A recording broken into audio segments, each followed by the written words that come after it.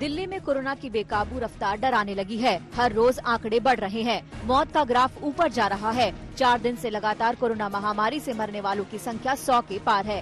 त्योहारों में सड़कों पर भीड़ थी, अब अस्पतालों में भीड़ है। एक एक बेड के लिए हाय तौबा मची है। दावे तो बहुत हैं, लेकिन अस्पताल सारे दावों की पोल खोल रहे हैं। 24 घंटे में फिर से आंकड़ों में उछाल आया है। कोरोना संक्रमितों की संख्या 4400 और बढ़ गई है। और तो और इस महामारी ने एक बार फिर से एक दिन में 121 लोगों की जान ले ली। दिल्ली में कोरोना के कुल मामले 5,34,000 से ज्यादा हो गए हैं। वहीं मौत का आंकड़ा 8500 के पार चला गया है। सरकार हैरान है, परेशान है। दिल्ली में 2 सरकारें हैं, लेकिन दिल्ली का हाल बेहाल है। अब तो सुप्रीम कोर्ट ने भी राजधानी के हालात को बदतर बताते हुए फटकार लगा दी। परसों तक दिल्ली सरकार को बताना भी है कि कोरोना की रोकथाम के लिए क्या क्या कर रहे हैं।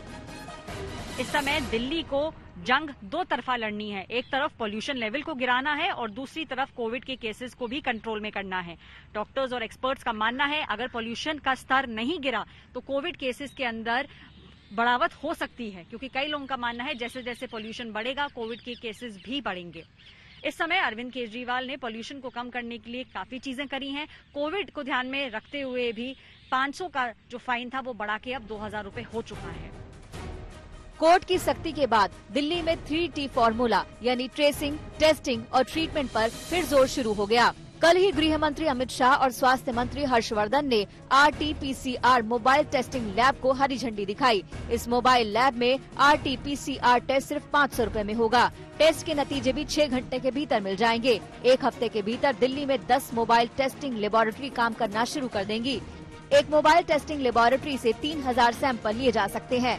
थोड़ा सा परसेंटेज जो है ना लोगों का, जिसमें पढ़े लिखे लोग भी शामिल हैं, उनके इनएप्रोप्रिएट या कैजुअल या लापरवाही जैसे या कुछ हमें तो कुछ हो नहीं सकता इस वाले एटीट्यूड के कारण जो है मेजॉरिटी दिल्ली के लोगों को उसका प्राइस पे करना पड़ रहा है। इसलिए अभी हमने दोबारा से मीटिंग करके अभी देखिए RT-PCR की जो कैपेसिटी थी हमने डबल कर दी। टेस्ट जो है वो डबल करने के लिए जो है कहा गया। त्योहारों में ढिलाई ने दिल्ली की हालत ऐसी बिगाड़ी कि संभलते नहीं संभल रही। कहने को तो मास्क को लेकर कड़ाई कर दी गई है, लेकिन 2000 रुपए जुर्माने से भी लापरवाहों को फर्क नहीं पड़ रहा।